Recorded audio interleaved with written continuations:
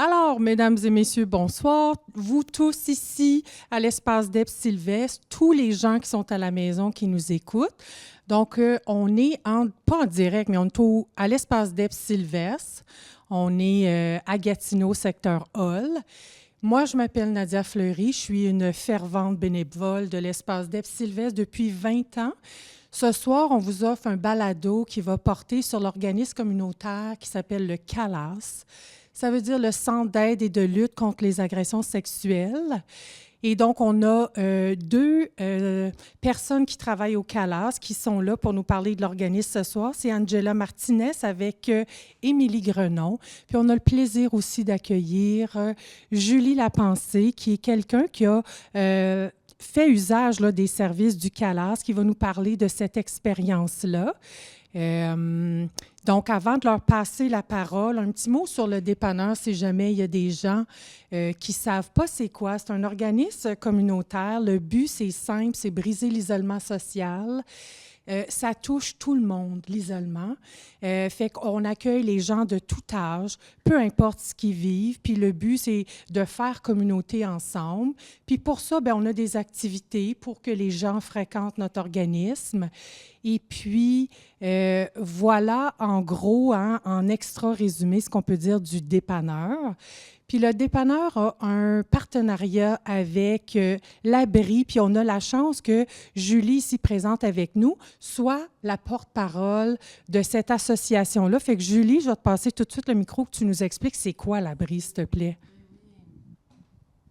Merci, Nadia. Moi, je suis une fervente bénévole du réseau L'Abri. Puis le réseau L'Abri, bien, il siège, sa maison, c'est le dépanneur Sylvestre. Donc, c'est un réseau indépendant qui peut utiliser tous les services ici. Puis c'est un réseau d'entraide qui a aussi le même but de briser l'isolement, mais aussi, plus précisément, abri, ça veut dire accueil des blessures relationnelles invisibles. Donc, c'est un acronyme. Puis aussi, l'abri, c'est un shelter. C'est comme un petit abri, une petite place où on peut aller se réfugier quand on a besoin de guérir, qu'on a besoin de tendre la main à quelqu'un, on a besoin de parler, on a besoin d'être écouté. Puis c'est ça, le réseau L'Abri. C'est un réseau d'entraide pour aider les gens qui ont des blessures relationnelles, puis qui souvent, c'est invisible. On ne le voit pas. Hein? On ne peut pas voir que j'ai un choc post-traumatique, que j'ai blablabla. Ça ne s'apparaît pas. Hein? J'ai l'air d'une femme très fonctionnelle, mais il se cache à l'intérieur des blessures. Puis il y a beaucoup de gens qui ça. Puis ils souffrent dans l'isolement, seuls chez eux. Donc nous, ce qu'on veut, c'est faire connaître le réseau L'Abri, l'Espace d'Ep. Puis c'est ça, on a invité une association parce que ce qu'on veut faire à l'Abri, c'est créer des liens avec des organismes. Donc une fois par mois, on invite un organisme à venir pour qu'on crée des liens, pour qu'on puisse chacun s'entraider. Puis moi, ben, je veux juste parler un petit peu de pourquoi je suis ici. Oui, je suis ici pour porte-parole de l'Abri, mais écoutez ça, il y a 25 ans, j'ai passé au CALAS. C'est quand même quelque chose. En 2000, j'ai été une participante où j'ai fait mon premier groupe, où j'ai été chercher de l'aide parce que j'en avais vraiment besoin il y a 25 ans.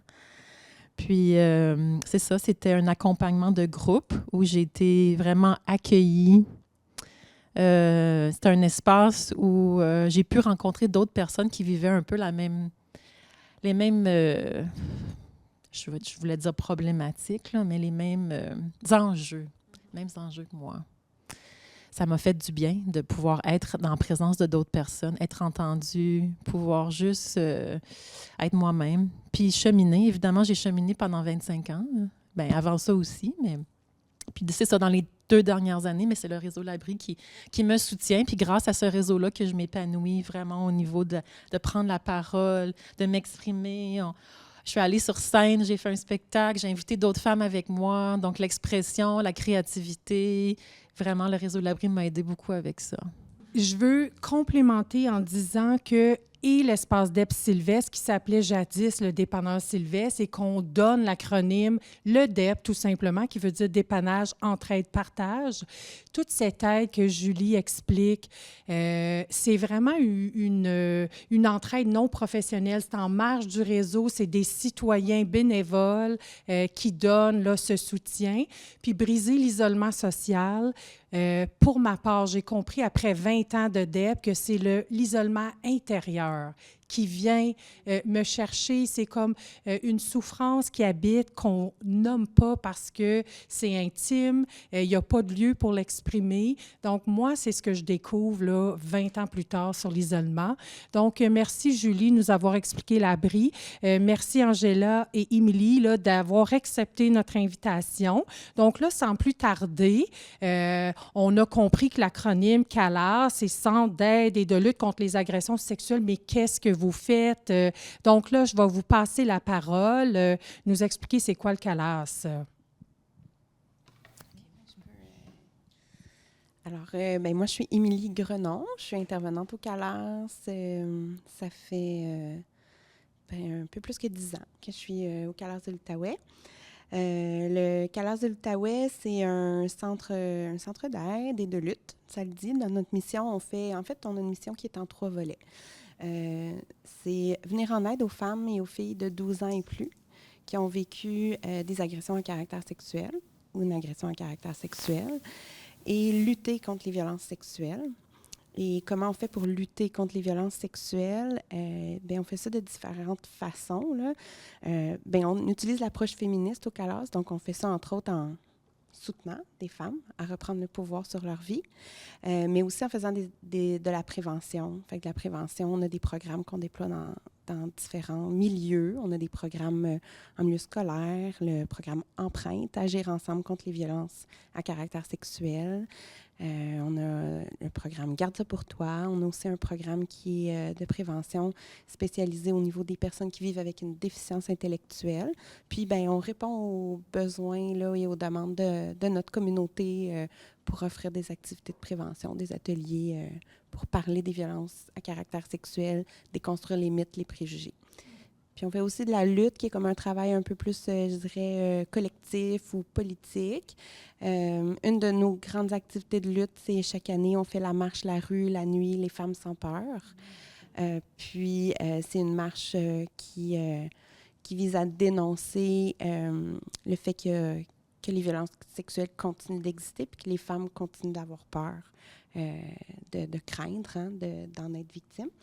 Fait que c'est ça. Peut-être que je passerai la parole à Angela qui pourrait parler plus spécifiquement des services d'aide directs là, pour voir un petit peu les différents services qu'on offre. Donc, bonjour, moi je m'appelle Angela Martinez.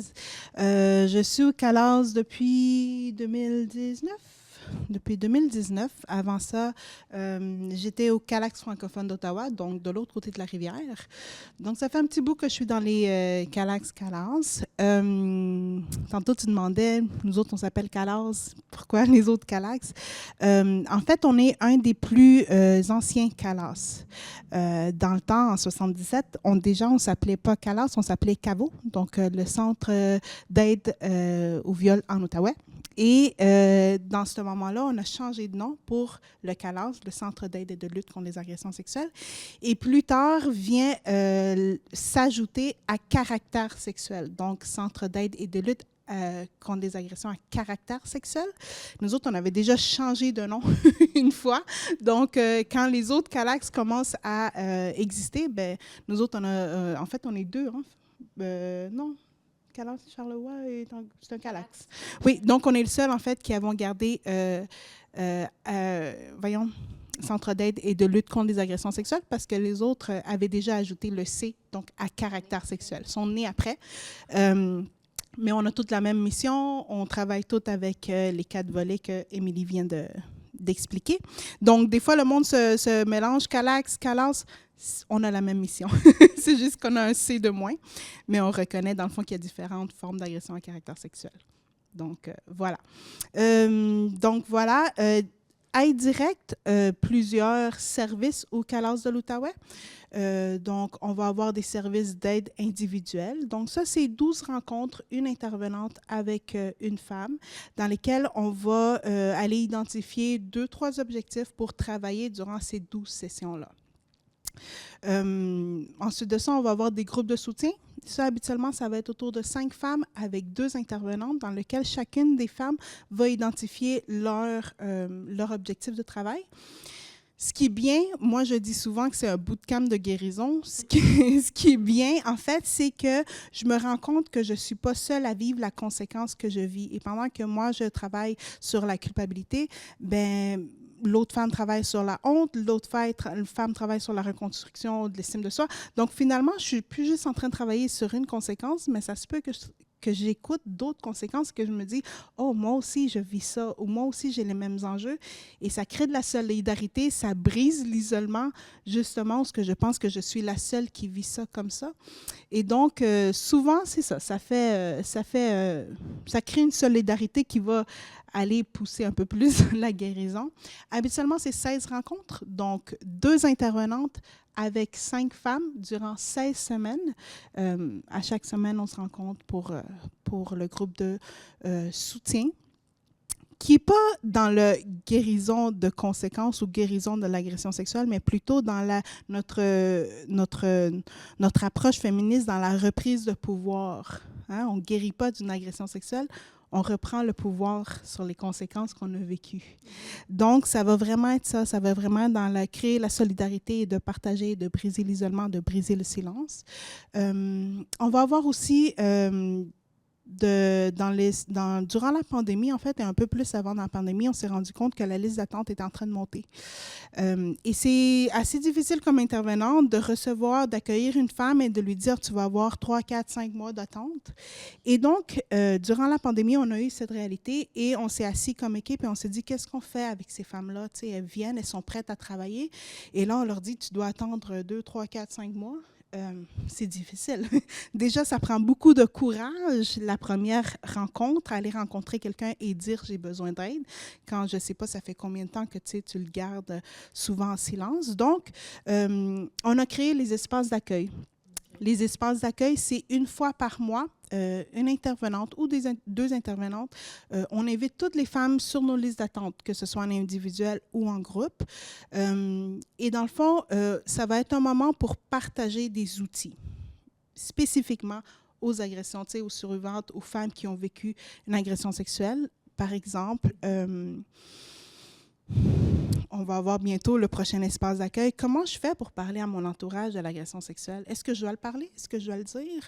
Est-ce que quand je vois un film où il y a une scène d'agression sexuelle, est-ce que tout le monde sait que moi, je suis survivante si je réagis? Ou est-ce que j'ai le droit de dénoncer la violence sans dire que je suis survivante? Parce que des fois, on ne l'a pas dit à notre entourage. Comment je fais pour faire de la prévention auprès de mes ados? Auprès de mes enfants.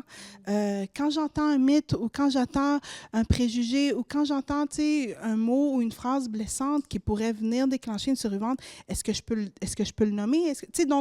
Donc, ensemble, on part des discussions et en tant qu'intervenante, on va justement aller nourrir avec des outils. On va aller les mythes et les préjugés, on va partager ensemble. Donc, c'est un moment pas où est-ce qu'on va partager notre vécu, mais où justement on va aller recevoir des outils pour, même si je suis durant la liste d'attente, même si je suis en train d'attendre mon suivi, mais j'ai quand même des outils pour être capable de continuer à cheminer. Donc, ça fait depuis 2019-2020 qu'on fait des espaces d'accueil à chaque mois.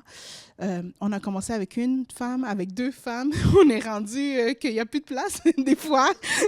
On rajoute des chaises. Mais c'est un moment où, justement, où des femmes ne sont pas nécessairement en suivi individuel présentement. Elles sont en attente de suivi ou de groupe, mais qui peuvent quand même avoir un espace où elles se retrouvent entre survivantes ou entre femmes et la solidarité et de comprendre que je ne suis pas seule. Et de continuer à être en contact avec les intervenantes et avec les outils, de pouvoir continuer à cheminer. Donc, voilà. Et, et le dernier, ah oui, et le dernier volet, dans le fond, qui vient de s'ajouter aussi en 2019, qui est le volet voie de sortie, qui est dans l'aide à la sortie de l'exploitation sexuelle. Donc, les femmes et les filles, dans le fond, à partir de 12 ans, autant au CALAS qu'en voie de sortie, on accueille les jeunes filles à partir de 12 ans et les femmes qui veulent sortir de l'exploitation sexuelle. On va les accompagner dans ce cheminement, de prendre conscience de, oh, comment ça se fait que je suis rendue dans ce milieu-là? Qu'est-ce qui fait que je suis rentrée dans l'exploitation sexuelle? Comment est-ce que ma vie a été impactée? Et puis, si jamais ma vie n'aurait pas d'exploitation sexuelle, ça serait quoi? Elle ressemblerait à quoi? Notre travail, c'est justement d'aller voir, OK, s'il n'y aurait pas d'exploitation sexuelle dans ma vie, je ferais quoi? Mon travail ou notre travail en tant qu'intervenante, c'est d'aller faire ces connexions, c'est d'aller voir, de faciliter la sortie de l'exploitation sexuelle pour un jour, espérer que cette femme puisse avoir une autre vie et reprendre le contrôle de sa vie sans être dans l'exploitation sexuelle. Donc voilà, c'est pas mal ça, les services du CALAS. Oui. Vraiment. Je trouve ça exceptionnel. J'adore tout ce que tu as dit. Surtout votre rencontre une fois par mois, ça me donne quasiment le goût d'y aller. Tu t'en parlais, puis je me dis, wow, il y a vraiment les sujets que tu as nommés là, rapidement, ça a éveillé quelque chose de vraiment comme intéressant et le goût de discuter avec d'autres. Puis ce que j'aime, ce que tu as dit, c'est que c'est pas vraiment aller traiter l'agression sexuelle, c'est vraiment de prendre la femme où elle est rendue, puis de voir, bon, mais qu'est-ce que tu as besoin, toi, pour t'épanouir, finalement, puis être plus libre dans ta vie. Puis ça, je me souviens, là, ça me rappelle tellement des bons souvenirs. Je me revois là, en groupe, je revois même en individuel. Je pense que j'ai fait 4 suivis avec vous. Puis mon dernier était en 2017. Donc, merci, vraiment. C'est très inspirant. J'espère qu'il y a des centaines, des milliers de personnes qui vont entendre ça. C'est vraiment, en effet, intéressant. Je serais curieuse d'en entendre parler sur les formes d'agression sexuelle. Puis vous choisissez le terme agression sexuelle. C'est quoi le choix? Ou à caractère sexuel? Mais c'est quoi les formes? Puis est-ce qu'il évolue au fil du temps? Ça a-tu toujours été semblable ou ça change? Donc, vous entendre là-dessus, parce que c'est peut-être même pas clair pour les gens, c'est quoi une agression sexuelle? Bien, je peux peut-être parler de notre définition, ou la définition, là, pour nous, de l'agression à caractère sexuel, c'est un acte de pouvoir, de domination, d'humiliation. Donc, pour nous, l'agression sexuelle, puis j'utilise indifféremment agression sexuelle, agression à caractère sexuel. Pour moi, ça... en fait, pour nous, au CALAS, la forme de violence sexuelle qu'a vécue la femme, c'est pas ça qui est déterminant dans l'aide qu'on va offrir. C'est plus son vécu à elle, puis quels impacts ça a sur sa vie maintenant. Parce qu'on travaille dans le maintenant, puis à essayer de diminuer l'impact des violences sexuelles dans la vie de la personne, de la femme maintenant.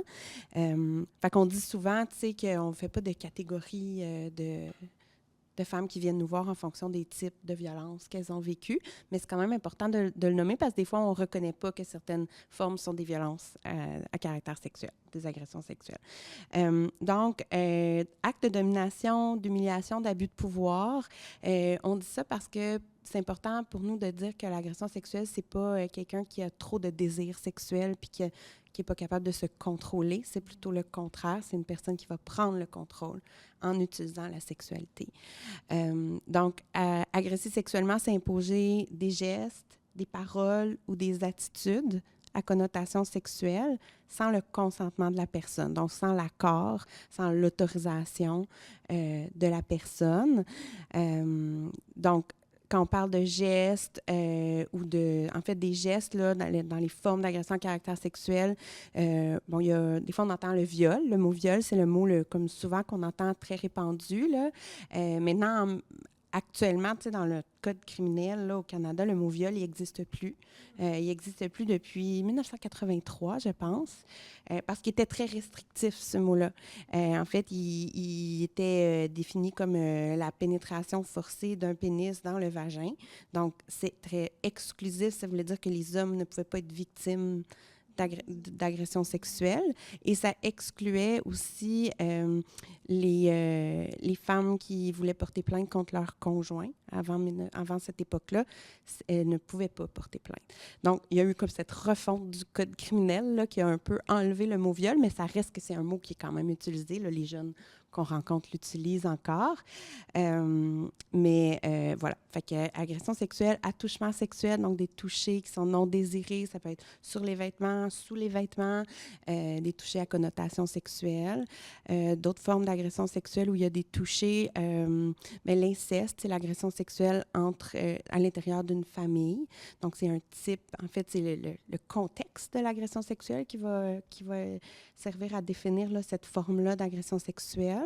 Puis ensuite, il y a toutes les formes d'agression sexuelle où il n'y a pas nécessairement touché. Voyeurisme, observer une personne à son insu dans son intimité ou sans lui demander son consentement. L'exhibitionnisme, une personne qui expose, qui s'expose ses parties intimes à une autre personne sans lui demander son consentement.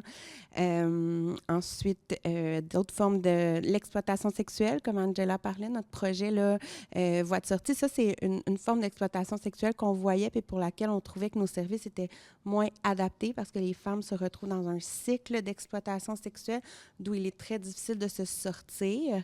L'exploitation sexuelle, c'est une personne qui profite de la vulnérabilité d'une autre personne pour échanger, en fait, obtenir des actes sexuels.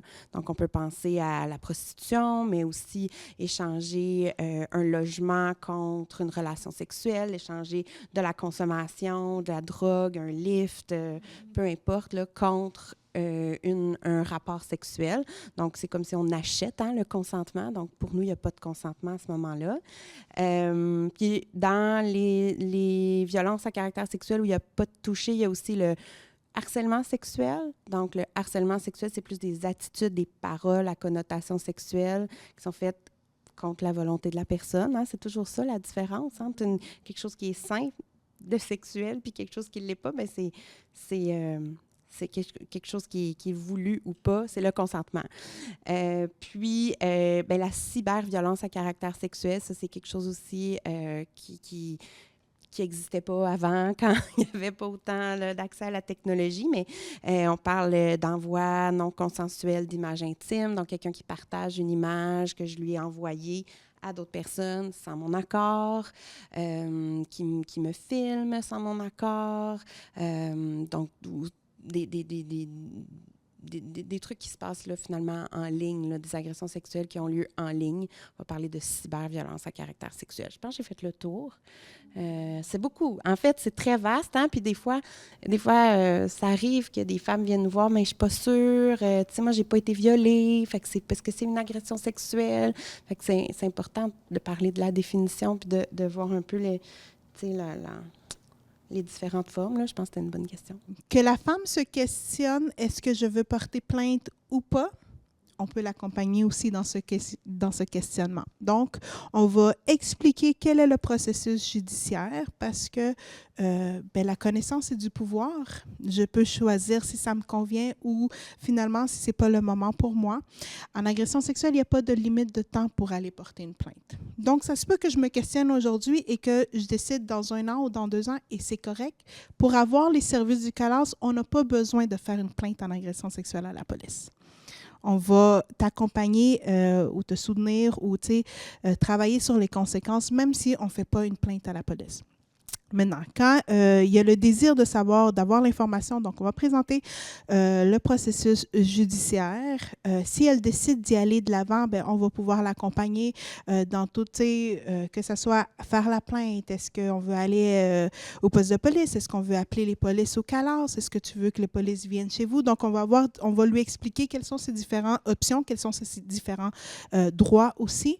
Et donc, que ça soit, se préparer à faire la déposition, que ce soit se préparer à faire son vidéo, que ce soit on va jusqu'à la cour, donc que ce soit se préparer à voir la procureure, si c'est retenu ou pas retenu. Donc, tout ce cheminement-là, nous autres, on va pouvoir accompagner la femme pour voir dans chacune des étapes comment est-ce qu'on peut reprendre le pouvoir sur ce qui est en train de se passer. Voir quelles sont mes attentes dans tout ce processus-là Et même à la fin du processus, si jamais ça va jusqu'à la cour et on passe devant le juge, une fois que c'est fini, OK, c'est un gros morceau qui est passé. Qu'est-ce que je fais aujourd'hui? Quels sont mes objectifs? Quels sont mes buts? Comment j'ai guéri? Comment j'ai repris du pouvoir sur ça? Donc, on va pouvoir l'accompagner dans toutes ces étapes-là. Donc, effectivement, c'est un service. On va aussi accompagner si jamais il y a un rendez-vous médecin qui peut déclencher des choses ou qui peut être trop difficile. Bien, on va y aller avec toi. On va voir comment est-ce qu'on peut reprendre pouvoir. Qu'est-ce que je veux dire? Qu'est-ce que je veux pas dire? Comment je veux le dire? Tu sais, quelles informations je veux partager ou pas? Tu sais. Donc, effectivement, on va faire ce genre d'accompagnement, effectivement. Dans cette ligne d'idées-là, on entend parler de la trousse médico-légale, médico-sociale. Est-ce que vous pouvez nous en glisser un mot? Qu'est-ce que c'est au juste? Donc, jusqu'à récemment, les intervenantes du CALAS là, étaient les intervenantes dédiées pour l'accompagnement au niveau de l'accompagnement médico-social pour les victimes d'agressions sexuelles. C'est un service qui a été repris là, par le CISO il y a quelques années. On continue d'être en collaboration. Là, on reçoit les références, en fait, des femmes là, qui ont recours à ce service-là. Donc, à travers le Québec, il y a ce qu'on appelle le protocole d'accompagnement médico-social pour les victimes d'agressions sexuelles. C'est un protocole qui permet une intervention rapide puis un soutien rapide pour des victimes qui ont vécu l'agression sexuelle.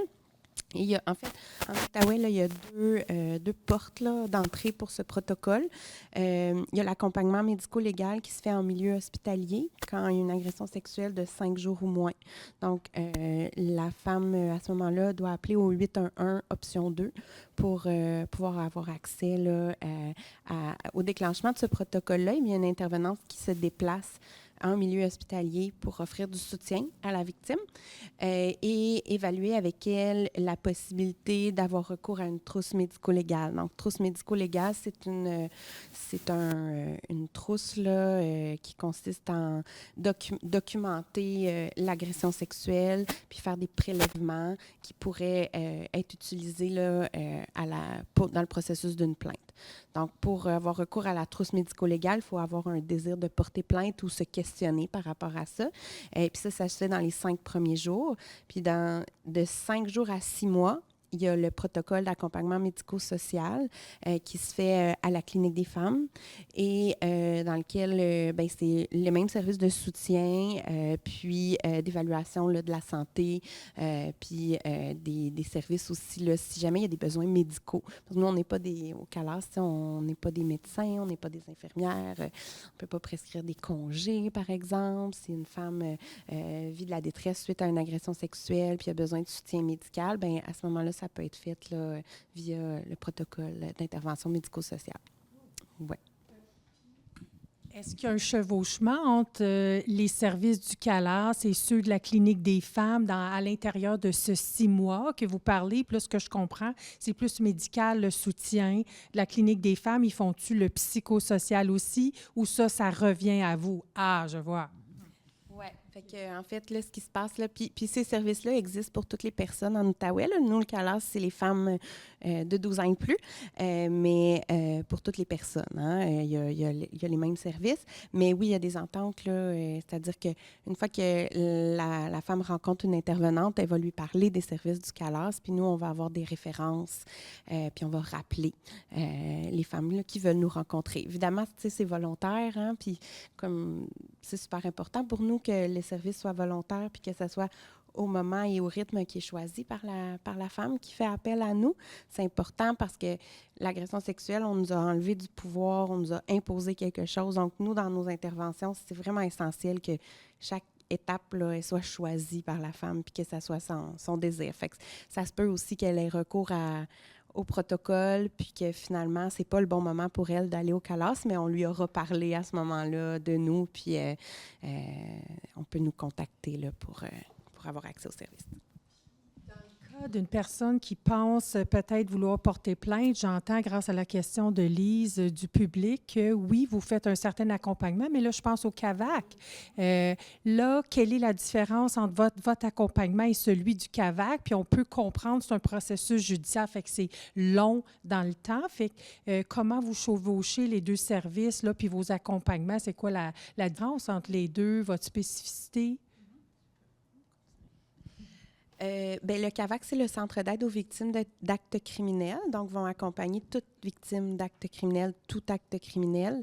Nous, au CALAS, c'est sûr qu'on a la spécialisation au niveau de l'agression sexuelle. Je dirais que notre travail est très complémentaire parce que les intervenants du CAVAC ont accès, en fait, font de l'accompagnement judiciaire et ont un bureau au palais de justice. Il y a une intervenante du CAVAC aussi qui est au poste de police, donc reçoivent des références là, directes quand une femme porte plainte, puis accompagne les personnes qui, dans leur trajet, là, dans le parcours judiciaire, beaucoup au niveau des informations puis du soutien à travers toutes les étapes. Je dirais qu'on est complémentaires, peut-être dans notre approche. Nous, on a une approche féministe, on a une approche qui vise à reprendre le pouvoir, à permettre aux femmes peut-être de les accompagner au niveau émotionnel en lien avec le processus judiciaire. Fait que c'est très complémentaire à ce que fait le CAVAC qui va offrir de l'information, du soutien émotionnel aussi. Moi, je dis souvent qu'on travaille en équipe avec le CAVAC là, parce que les intervenants du CAVAC ont accès direct là, aux informations du processus judiciaire, ce à quoi nous, on n'a pas accès. On n'est pas à l'intérieur du système judiciaire. Ouais. Le fondement de l'agression sexuelle, vous l'avez dit plusieurs fois, c'est le consentement. Hein? Il y a absence de consentement quand il y a un geste à caractère sexuel. Je me demande si au fil de vos implications ou de la durée de vie là, du CALAS depuis 1977, s'il y a une évolution, là, je sais que c'est une question philosophique, sociale, c'est peut-être pas mesurable. Puis il y a une question d'éducation, là, mais est-ce qu'on trouve que la population est plus sensibilisée à la notion de consentement? Avez-vous cette impression-là qu'on s'améliore? Puis, en amont, qu'est-ce qu'on fait pour sensibiliser autant les garçons que les filles? Parce que la fille aussi, tu sais, elle pourrait pas penser à demander le consentement, prendre pour acquis que l'autre, ça y tente. Donc, j'aimerais ça vous entendre. Puis tantôt, vous parliez d'un programme dans les écoles empreintes. Est-ce que les écoles font de l'éducation sexuelle comme à l'époque? Ça l'a-tu arrêté? C'est-tu en vigueur? C'est-tu l'école qui le donne ou c'est le CALAS? Donc, c'est un peu un melting pot de questions larges avec expression libre sur la réponse. J'aime l'expression libre sur la réponse.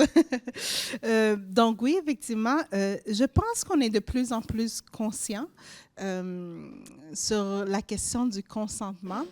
Est-ce qu'on est suffisamment conscient? Je pense que non. Mais on est quand même dans une société où on est entouré de sexualité ou d'hypersexualisation, si je pourrais dire ça comme ça.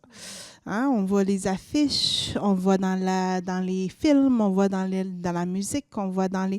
Donc, effectivement, on est dans une société où on est entouré d'hypersexualisation. Des fois, moi, je dis, on voit la sexualité, on ne parle pas assez de la sexualité. Donc, effectivement, dans notre mission, c'est de parler justement de cette sexualité. Parce que ce qu'on va voir dans les films, c'est pas toujours la réalité. Ou dans la musique, ou dans les réseaux sociaux, ou entouré d'un monde où il y a beaucoup de pornographie, c'est pas toujours la réalité. Donc, est-ce qu'on parle encore aujourd'hui, plus de consentement? Je pense que oui, plus qu'il y a 10 ans ou même 20 ans. Est-ce qu'on en parle suffisamment? Moi, je pense qu'on pourrait en parler plus. Et de là, notre mission aussi de continuer à faire de la sensibilisation. Je pense que oui, effectivement, on fait de la sensibilisation chez les jeunes. Il y a d'autres organismes qui font aussi de la sensibilisation. Je pense que le plus qu'on est, le plus qu'on en parle, le plus que c'est entendu, le plus que le discours peut changer. Donc, oui, on parlait tantôt d'empreinte, on parlait de Garde ça pour toi. Empreinte, en fait, c'est un un service de prévention et de sensibilisation, parce que sensibiliser, c'est une chose, parler du sujet, c'est une chose, prévenir l'agression sexuelle, faut en parler plus souvent. Donc, Empreinte vient avec, dans le fond, 4 ateliers dans lequel on passe, dans le fond, c'est un 4 heures qu'on rencontre les jeunes de secondaire 2, secondaire 3. 1 heure complète sur c'est quoi la définition d'agression sexuelle, c'est quoi les formes, c'est quoi les mythes et les préjugés qu'on entend dans la société. Donc, on passe vraiment 1 heure à déconstruire avec eux les mythes, les préjugés, les phrases qu'ils peuvent entendre, à les aider à reconnaître. Oh, ça, c'est un préjugé. Ah, ça, c'est, tu sais, de penser qu'elle est habillée trop sexy. Qu'est-ce que ça veut dire en réalité? Qu'est-ce qu'on est en train de dire à la survivante? T'aurais dû pas t'habiller de cette manière. Et là, on est en train de revictimiser. Donc, c'est des choses qu'on va aller parler avec eux. La deuxième, sur le consentement, un choix libre, un choix éclairé, un choix enthousiaste. C'est pas juste dire oui ou dire non. Hein? Et on a des valeurs de liberté, de respect, de dignité de la personne, des droits de la personne. Donc, on va aller dire le consentement, c'est pas juste dire oui, non, c'est d'aller voir est-ce que je me sens en sécurité, est-ce que je me sens bien, est-ce que ça respecte mon rythme, est-ce que c'est le moment pour moi et j'ai le droit de dire oui ou j'ai le droit de dire non à n'importe quel moment. Je peux enlever mon consentement et il n'y a pas personne d'autre qui peut le donner à ma place. Donc, on va aussi aller voir la loi. C'est quoi la loi ici au Canada? À quel âge est-ce que j'ai le droit de consentir avec des personnes de quel âge? Parce que des fois, on ne le sait pas. Donc, on va vraiment passer 1 heure sur c'est quoi le consentement. C'est pas je suis trop aimée, c'est pas je suis forcée, c'est pas il me fait la baboune ou il me fait du chantage, ou c'est pas je dois le faire parce que j'ai peur qu'il me quitte ou que de vivre des conséquences. Et donc, je finis par dire oui, céder, c'est pas consentir. Donc, on va vraiment aller parler de ça avec les jeunes.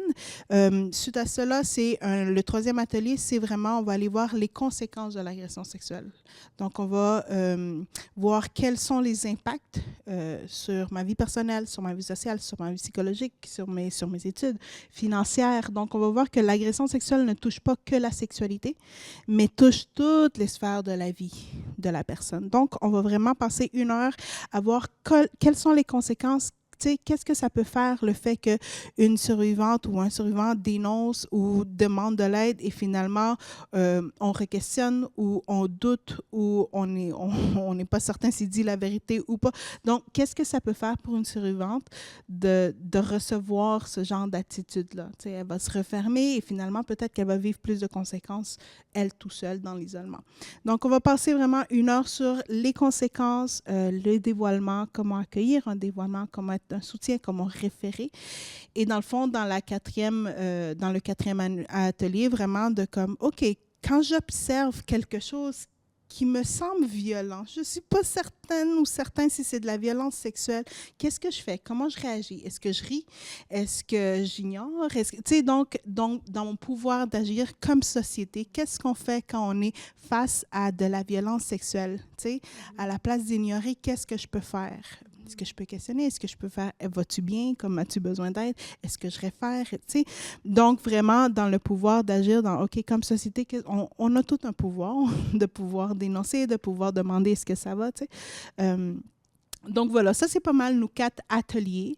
On passe aussi avec le programme Garde ça pour toi dans toutes les secondaires 1 des écoles de Gatineau. Je pense qu'il y en a 19, autour de 19 écoles secondaires à Gatineau. On voit toutes les secondaires 1. Et ça, c'est un programme qui se fait en partenariat avec la police, avec le DPCP, les écoles et le CALAS. 2 volets, en fait, pour aller voir tout ce qui est cyberagression dont Émilie parlait tantôt. Donc, la police, le DPCP va venir voir le côté plus légal. Qu'est-ce qui se passe quand je partage des photos? Qu'est-ce qui se passe quand je produis des photos? C'est du contenu pornographique si je la distribue. Donc, on va aller voir le côté légal. Et nous autres, on va arriver avec le côté social. Qu'est-ce qui se passe quand ma photo est en train d'être partagée, ou qu'est-ce qui se passe quand je partage, est-ce que je pense vraiment à la personne qui est sur la photo? La victime, en réalité, c'est elle. Donc, quelles sont les conséquences qu'elle peut vivre et qu'est-ce que nous autres, on peut faire pour justement arrêter cette action? Donc, ça, on passe tout à travers les secondaires 1 de Gatineau. Donc, est-ce qu'on a encore du travail à faire? Oui.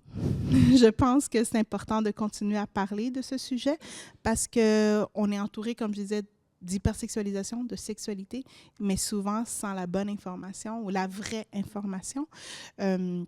Donc, est-ce qu'on est plus conscient? Sûrement plus qu'avant. Est-ce qu'on a encore du travail à faire? Définitivement. Voilà ma réponse libre. Est-ce que vous vouliez complémenter? Oui? Moi, je trouve ça vraiment important ce que tu as dit. Les jeunes, moi, j'ai 3 filles. Une qui est ado, 14 ans, puis depuis quelques années, encore plus, les jeunes sont bombardés, puis ils ont accès à la pornographie, ils ont accès à tellement de sexualité. C'est déroutant pour une mère, c'est déroutant pour les parents, je trouve. Fait que je ne sais pas, on pourrait-tu ouvrir la question en tant que parent, en tant que femme, qui veut le mieux pour ses enfants, ses filles, j'ai un garçon aussi. C'est quoi qu'on peut faire? Comment on ouvre la discussion avec nos enfants? C'est tabou quand même. C'est malaisant de parler de sexualité avec ses ados. J'ai regardé beaucoup de livres sur le sujet parce que je sens que c'est un besoin fondamental, viscéral, surtout chez les filles avec l'exploitation sexuelle. C'est une société pornographique. Tu écoutes les chansons, puis c'est toujours la plus en plus nue, puis tu as des récits sexuels dans les chansons, ça n'a pas de bon sens. Donc, qu'est-ce que la jeune fille apprend? Autant de notre temps, on est plus âgé que la génération actuelle. C'est un marchandage du corps de la femme, puis en échange de ton corps de sexualité que je te demande, ben je vais t'aimer. Puis la pauvre petite fille, ben si je donne pas ce qui m'est demandé sexuellement, ben il m'aimera plus, il va me laisser. Fait que je suis pas à l'écoute de mes besoins, de mes envies, de mes désirs. Je suis à la merci de ce qu'on me demande. Fait que c'est un grand travail d'éducation sexuelle qu'on a à faire, tant auprès des jeunes garçons que des jeunes filles. Puis ce que j'apprécie, moi, je trouve qu'on est une société plus consciente du consentement. Et Ode au Calas, hein, c'est un consentement enthousiaste. Quand j'ai entendu ça la première fois de ma vie, ça m'a fait sourire. J'ai fait « Mon Dieu, c'est donc bien joli, ça! » Puis c'est continu. C'est pas parce que je t'ai dit oui puis on commence des préliminaires que je suis prête à aller jusqu'au bout. Je peux changer d'idée à tout moment. Puis, on ne le dira jamais assez. Donc, je pense qu'on fait un bout de chemin, mais tu as raison, Angela, on peut faire encore plus. Puis, heureusement, le Calas est là. Je ne sais pas si les écoles ont des cours sur la sexualité. J'ai l'impression que oui, parce que je questionne les jeunes du primaire, du secondaire, parce que c'est une question qui me touche. C'est à quelque part un fléau là, social, puis ça ne va pas en s'améliorant. Là. Fait qu'on peut juste le contrer avec plus de sensibilisation. Fait que, bien, merci là, pour ces programmes. Peut-être qu'on peut enchaîner. Le public a une question. Une question de curiosité. Je me demandais, au niveau du Calas, vous avez mentionné que vous offrez les services pour les 12 ans, les femmes de 12 ans et plus.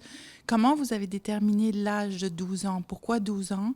Et pourquoi les hommes ne sont pas inclus? Est-ce qu'il y a l'équivalent, un autre organisme équivalent juste pour les hommes?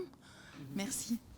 Quelle bonne question. Hein? 12 ans, c'est vrai que c'est surprenant. Puis c'est vrai, les hommes aussi sont victimes hein, d'agressions sexuelles. Donc, très bonne question.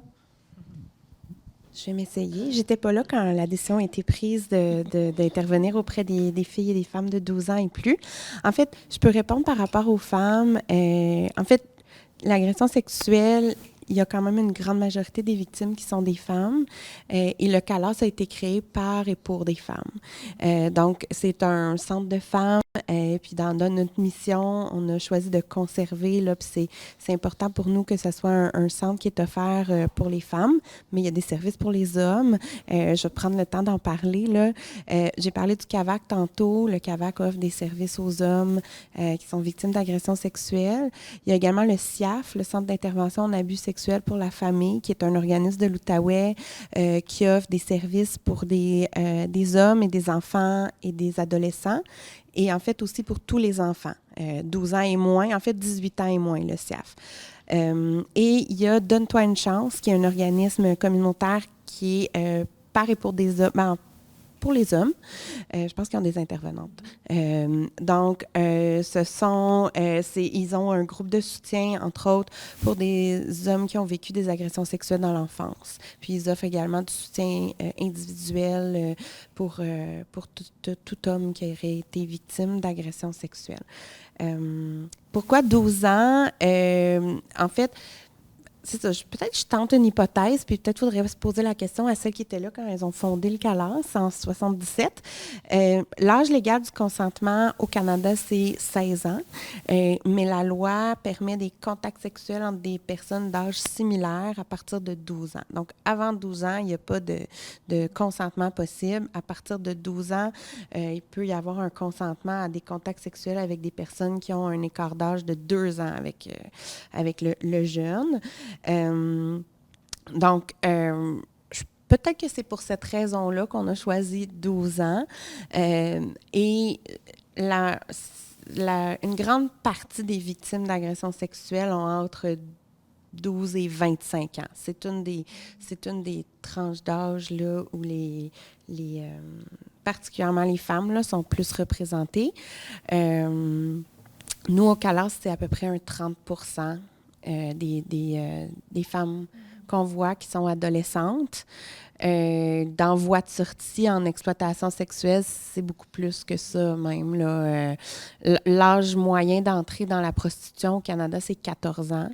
Fait que ça, on le voit, là, nous, dans les services qu'on offre avec les jeunes filles qu'on rencontre qui débutent là, dans le cycle de l'exploitation sexuelle. Fait que je dirais que c'est ça. À partir de 14 ans, les filles peuvent recevoir de nos services. On n'a pas besoin d'avoir l'autorisation des parents pour recevoir les services. Entre 12 et 14 ans, on doit avoir l'autorisation des parents pour recevoir les services. Peut-être qu'on pourrait migrer vers la fin de l'entretien avec les mythes, les réalités que vous avez évoquées. C'est quoi au juste ces mythes et réalités? J'ai pas ma liste avec moi, mais OK, allons-y avec ça. On va dire souvent les survivants d'agressions sexuelles vont mentir.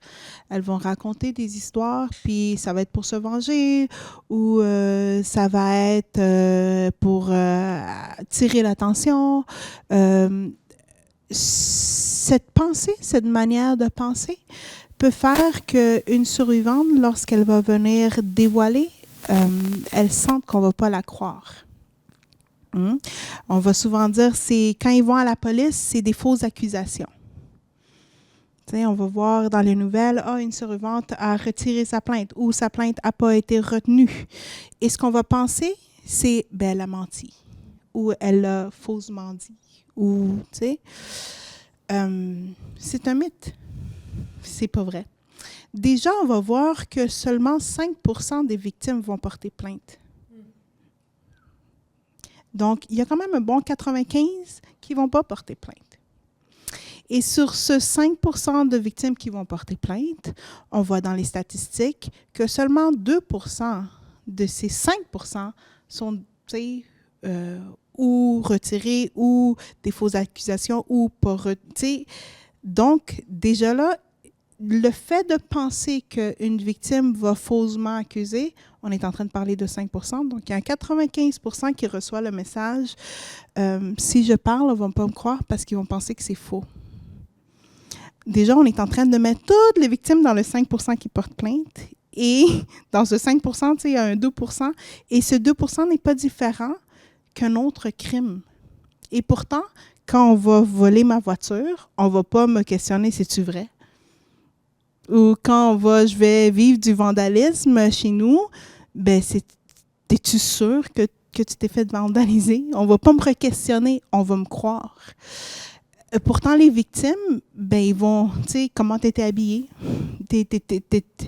Tu voulais-tu? Tu l'avais-tu dit vraiment dit non? Ou comme au début, tu voulais la date? Ou, donc, on va re-questionner et les victimes vont dire, on ne me croit pas. Mais c'est tout simplement parce qu'il y a la pensée de que les victimes vont faussement accuser, ou c'est pour se venger, ou c'est pour attirer l'attention, ou tu sais. Donc, ça, c'est un exemple de mythe. C'est pas vrai que les victimes vont nommer ou vont mentir ou pour attirer l'attention. Déjà, il faut comprendre que dévoiler est très difficile. Beaucoup de victimes, en fait, voudraient ne pas l'avoir vécu. Beaucoup de victimes vont penser que c'est écrit sur mon front, tout le monde va le savoir, fait que je vais essayer de le cacher le plus. Je veux moi-même oublier ce passage de ma vie. Donc, demander de l'aide ou dévoiler me prend beaucoup d'énergie, beaucoup de courage. Deuxièmement, moi, je dis, il se peut qu'une victime ou qu'une survivante vienne me voir et me dise une partie de son histoire. Et que, par exemple, c'est ton amie, et elle va te voir, elle va te dire une partie de son histoire. Et elle a Émilie comme intervenante, elle va aller voir Émilie, et il se peut que les trois, on se rassemble et on n'ait pas le même bout d'histoire de la même personne. Ça ne veut pas dire qu'elle a menti. Ça ne veut pas dire qu'elle est en train d'essayer d'attirer l'attention. Ça ne veut pas dire qu'elle est en train de se venger. Non. Moi, ce que je comprends, c'est qu'à ce moment-là, elle était en confiance et elle était prête à dire ce bout d'histoire. À ce moment-là, peut-être que j'ai un autre rôle et elle est en confiance de me dire ce bout d'histoire.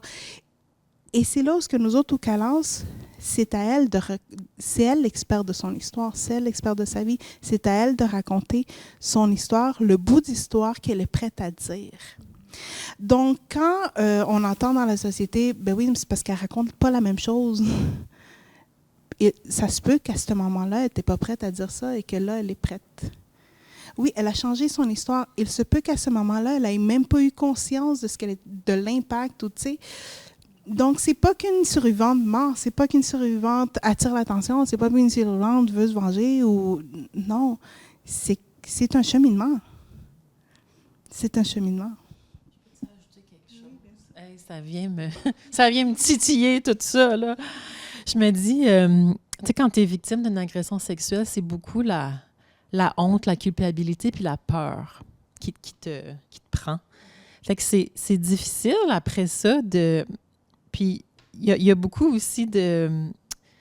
Tu sais, c'est de ma faute, j'aurais pu faire quelque chose. Puis être violé dans son intimité, c'est tabou. C'est pas quelque chose qui devrait arriver. Donc, c'est vraiment difficile premièrement, de dire, pourquoi c'est arrivé à moi, premièrement, puis comment je peux juste gérer tout ça.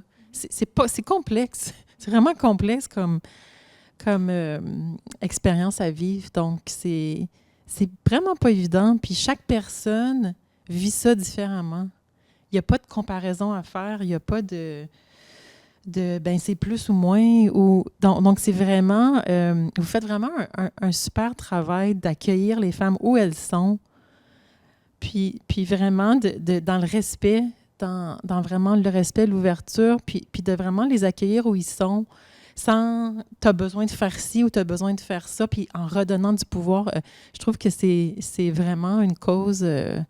parce que c'est vraiment pas évident de vivre avec ça, premièrement, de le vivre, après ça, de vivre avec les conséquences qui sont sur une vie, là, qui ont des ramifications partout dans ta vie, puis de vouloir s'en sortir, puis de guérir. Puis là, j'ai comme une question qui me vient. Comment on pourrait, nous autres, le réseau L'Abri, qu'on veut accueillir les blessures relationnelles générales, tu sais, à être encore plus en partenariat avec vous, je ne sais pas comment on pourrait se... Je sais pas, j'ai le goût de... Je trouve que c'est génial. Évidemment, j'en ai fait partie, j'ai bénéficié de ces services-là. Je me dis, qu'est-ce qui serait à faire ou à créer pour nous? On est un petit réseau, on commence, là, nous, à se faire connaître, puis on n'est pas spécifiquement à caractère sexuel, mais on est dans l'accueil des blessures. J'entends une belle invitation, un désir de partenariat, de continuer la réflexion, les échanges, voir qu'est-ce qui est possible. Fait que c'est inspirant comme question. On peut continuer à mijoter. Je ne sais pas si... Oui, vas-y. Une des choses, autant dans ce que tu viens de nommer, comment est-ce que nous autres, on peut faire pour continuer ou accueillir? Et un peu aussi à ta question de tantôt, comment en tant que parent, on peut parler à nos enfants. Une des choses que moi, je trouve, et je pense que le CALAS trouve important, c'est de briser les tabous. Beaucoup de fois, on va avoir peur de parler des vraies choses, des vrais mots. Et plus qu'il y a de tabous, plus que c'est difficile d'en parler. Mais quand on est dans un endroit où puis je pense que ça, c'est quelque chose qu'au CALAS, les femmes nous le disent, on dit les vraies choses et j'ai pas peur de dire les vraies choses. Quand il y a de l'abus, ça s'appelle de l'abus. Quand il y a de l'abus de pouvoir, ça s'appelle de l'abus de pouvoir. Quand il y a de la violence, ça s'appelle de la violence. Et je pense qu'en tant qu'intervenant, en tant que société, le plus qu'on brise les tabous, le plus qu'on dit les vraies choses, bien, ça va résonner avec la personne qui a besoin d'aide. Et comme, oh, attends, elle dit les vraies choses. Elle est peut-être prête à entendre les vraies choses. Mm-hmm. Donc, si j'ai peur d'en parler, si je me censure dans ce que je dis, les survivants vont le sentir. Souvent, on dit qu'elles ont un sixième sens, hein? De comme, est-ce que je vais être accueillie ou pas? Est-ce que ce que je vais dire, c'est trop pour cette personne? Est-ce que c'est trop lourd? Ou, oh, attends, elle dit les vraies choses. Peut-être qu'elle est capable de m'accueillir. Donc, juste de briser les tabous, d'oser parler avec les vrais mots, d'oser parler de la vraie définition, d'oser parler du vrai consentement, d'oser parler et de dire « Oh, ça, c'est un mythe, ça, c'est un préjugé. » Ouf, tu sais. Juste de dire les vraies choses, ça ouvre déjà l'espace à une survivante, à un survivant de dire « OK, ici, on va parler et j'ai pas besoin de me censurer. » On va prendre les vraies choses. Fait que je pense, autant que parents, autant qu'amis, autant que, dépanneurs, de dire les vraies choses, de dire les vraies définitions, de parler du vrai consentement, de parler de la vraie violence, de parler du vrai abus, c'est déjà une bonne chose. Je suis sérieuse dans l'invitation d'un groupe parce que l'Abri fait beaucoup de groupes de soutien. Donc, toujours le premier jeudi du mois, l'Abri fait une thématique. Les thématiques sont vraiment variées. Ce mois-ci, on parle du sens de la vie. Quelque chose de plus grand, de quelque chose de spirituel, mais les autres thèmes qu'on a eus, hein, puis on essaie d'être... il y a eu la dépression, mais on l'aborde d'une façon plus subtile. C'était pas comme ça qu'on l'avait nommé. Il y a des choses plus légères comme c'était les vacances, comment on rentre vraiment dans le mode vacances, le rapport de pouvoir homme-femme. Il y a en tout cas plein de sujets, puis on le fait en anglais. Il n'y a pas une grosse offre de groupe de soutien, mais l'Abri fait son groupe en anglais. Puis puis la soirée qu'on vit en ce moment, le balado, c'est une des formes de l'Abri. Peut-être tu veux en glisser mot des autres activités que l'Abri fait? Bien, notre cercle, c'est un cercle avec un bâton de parole. Puis, ce qu'on fait, c'est de nommer ce qu'on vit, pour créer des liens, pour tisser une toile avec d'autres personnes en allant plonger, en osant partager ce qu'on vit. Puis que ça peut tendre la main, tisser un lien avec quelqu'un qui oserait peut-être pas l'exprimer ou l'expliquer. Puis ensuite, on regarde comment on peut s'en sortir, comment on peut sortir de cet isolement-là ou sortir de ces vécus-là. Donc, on explore des solutions, des façons de se reconnecter. Fait que c'est ça, on fait vraiment deux cercles de bâtons, puis mais on pourrait vous inviter dans une... On pourrait créer quelque chose, on pourrait innover, là, vraiment, là, on pourrait vraiment innover. Créer quelque chose de vraiment dynamique, puis en tout cas, je le vois. On a les thématiques en français et en anglais. On a cette soirée ici. Puis on a 2 autres. Je sais plus. Ah oui, Exprime-toi, mon petit projet, mon petit bébé. Donc, Exprime-toi, c'est c'est un projet où il y a plusieurs volets, où c'est vraiment l'expression qui est au cœur, artistique, en vue d'un spectacle à la fin de l'année. Donc, une fois par année, un spectacle. Oui, le 8 mars, dans le cadre de la Journée internationale des femmes. Donc, je trouve que c'est une belle plateforme d'utiliser cette date-là. Les gens sont déjà sensibilisés à la cause des femmes, donc ça nous permet facilement d'aller chercher des partenaires. Mais là, on s'est préparé quelques mois à l'avance cette année, donc on se prépare presque un an à l'avance pour notre prochain en mars 2026. Donc, c'est ça, c'est de l'expression. On fait des jeux devant la caméra pour aller vraiment plonger dans l'intimité. C'est vraiment le jeu intime qu'on veut aller montrer. Pas le jeu théâtral nécessairement, mais le jeu intime. Pour aller exprimer, puis jouer avec l'autre, oser sa vulnérabilité. Puis il y a un atelier d'écriture aussi qu'on fait. Comment on continue le partenariat? Je me dis, est-ce qu'on pourrait faire une soirée au DEP avec le CALAS qui animerait une soirée spéciale sur l'agression sexuelle dans la formule que le CALAS serait confortable? Ben oui, je pense que c'est quelque chose que le CALAS peut faire, de venir là, puis de faire animer une soirée de discussion ou un atelier. Ça fait partie de notre volet prévention. Fait que c'est sûr que ça s'organise. Oui, puis favorisons les partenariats, les associations entre organismes.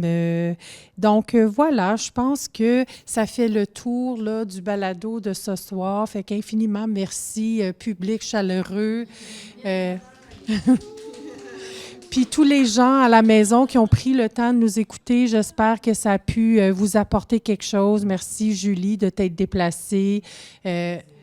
Merci, Émilie. Merci, Angela. Merci au CALAS d'avoir accepté de venir faire ce balado. Puis on espère sincèrement là, qu'on va continuer les liens puis qu'il y aura d'autres rencontres à l'issue de celle-ci puis qu'on va la réaliser, là, cette rencontre de groupe-là.